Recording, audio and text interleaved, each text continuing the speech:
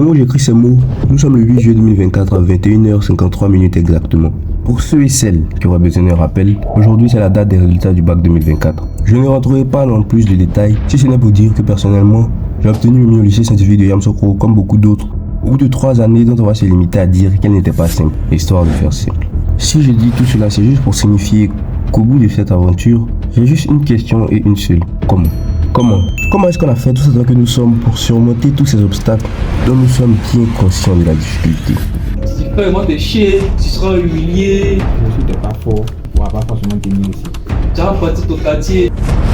La première réponse qui pourrait émerger est assez évidente. Étudier, bosser, faner, gratter 1000 appellations pour une seule et unique action. Une réalité singulière. Une réalité pas très attrayante, très souvent contraignante et quasiment jamais attirante.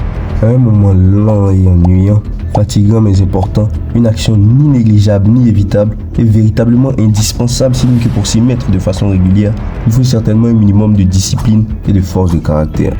Pas fort mentalement, ici.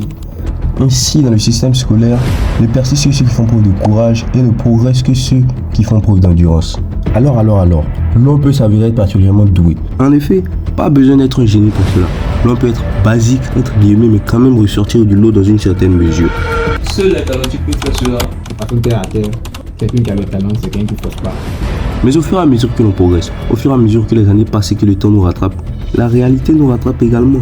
Et il n'est pas difficile de constater que les efforts requis augmentent exponentiellement lorsque le niveau évolue. Alors imaginez ce qu'il se passe quand on transpose toutes ces circonstances dans un lycée qui se veut porteur d'excellence et qui ambitionne de former l'élite. Que se passe-t-il quand la difficulté monte d'un cran et que la pression s'intensifie? Pour être plus clair, ce que je demande ici, c'est qu'est-ce qu'il faut exactement, non seulement pour survivre, mais véritablement pour performer au lycée scientifique de Yamoussoukro.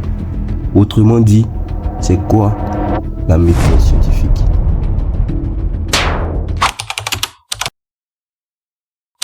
Vous n'avez pas l'impression de manquer de temps? Parce que moi, personnellement, ça m'arrive souvent. Ce sentiment de toujours avoir une horloge au-dessus de la tête, de toujours entendre ce bruit, on devrait dire cette musique qui fait tic-tac, tic-tac, tic.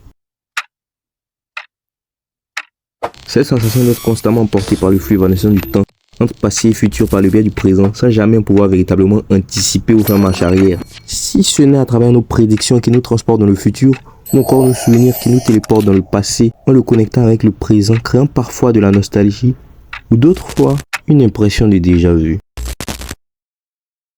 Bref, si je parle de temps, c'est pour déboucher sur mon rapport personnel au temps. À ce niveau-là, on peut parler de fascination. Le concept en lui-même me plaît, comme vu précédemment, mais ses implications et ses applications ne sauraient que renforcer ce sentiment. J'en mentionnerai ici 3 pour rester concis. D'abord, il y a notre système de vie qui est basé sur le temps. Chaque seconde est comptabilisée, chaque minute est comptée, chaque heure est quantifiée. On ne saurait vivre sans interpréter chaque rotation de la Terre en une journée ou chaque révolution de la planète en une année. Ensuite, on gagne en flexibilité dans une seconde réalité moins tangible mais non moins perceptible, de telle manière qu'elle laisse la porte ouverte à davantage d'émotions et ne s'interdit pas des spéculations pour s'évader des réalités quotidiennes. Il s'agit ici simplement d'oscillations spontanées ou forcées entre le passé et le futur, entre souvenirs et projections, entre mémoire et imagination, histoire d'oublier les vérités se présentant dans l'immédiat.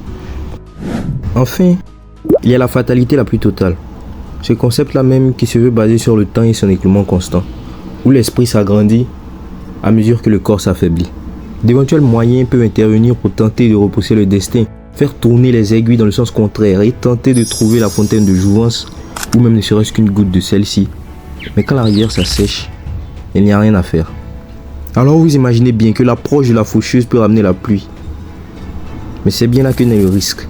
À vouloir collecter chaque goutte et faire un dernier plongeon, on risque de se faire emporter par le tsunami. Il semblerait que j'ai quelque peu oublié mon propos. Je digresse beaucoup trop et ce depuis beaucoup trop longtemps. À la base, je voulais simplement vous poser une question.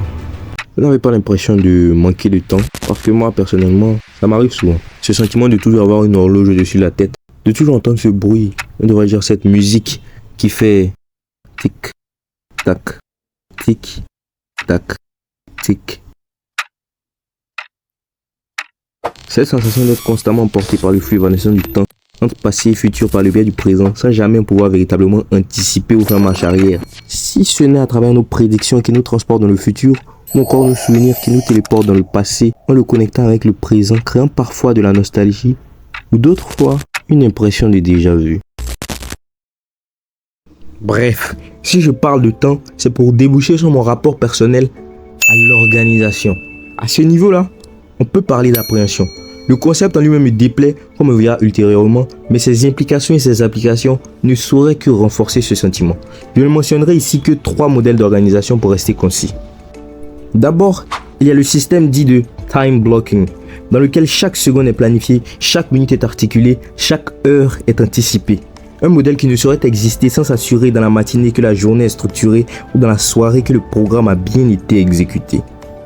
Ensuite, on gagne en flexibilité dans une seconde approche moins pointilleuse mais non moins rigoureuse, de telle manière qu'elle laisse la porte ouverte à davantage de compromis et ne s'interdit pas des modifications pour s'adapter aux réalités quotidiennes. Il s'agit ici simplement d'une planification modérée et plus limitée dans le temps, mais en revanche plus adaptée aux réalités se présentant dans l'immédiat. Enfin, il y a la liberté la plus pure. Ce système-là même qui se veut basé sur la motivation et ses fluctuations. L'instinct dirige et les sensations gouvernent. D'éventuels rappels peuvent intervenir pour tenter de forcer le destin, faire pencher la balance et tenter de créer artificiellement la motivation ou même ne serait-ce qu'une lueur de celle-ci. Mais quand l'étincelle ne prend pas, rien ne se passe. Alors vous imaginez bien qu'un sentiment d'urgence peut aisément raviver la flamme. Mais c'est bien là que naît le risque. À vouloir tout faire d'un coup, à la dernière seconde, on perd le contrôle et on se retrouve consumé par les flammes. Il semblerait que j'ai un peu oublié ma méthode. Je parle beaucoup trop ici depuis beaucoup trop longtemps. À la base, j'étais censé être accompagné, vous vous souvenez? Alors allons voir là où mes différents compagnons se situent vis-à-vis de l'organisation.